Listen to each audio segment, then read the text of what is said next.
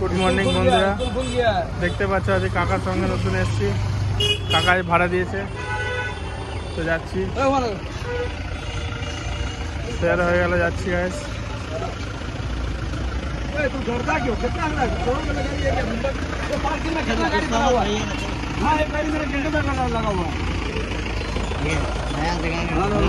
अरे कुछ प्रॉब्लम नहीं है यार, ये सिंडिकेट का मालिक है पुष्पराज। हाँ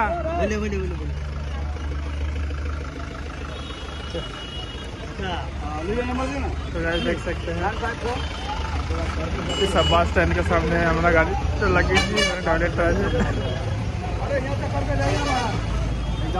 गैंगटॉक सिक्किम गैंगटॉक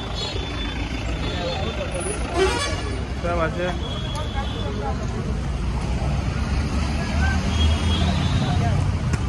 তোমরা যদি কে আসতে চাও আমার সঙ্গে কন্ট্যাক্ট করো অবশ্যই।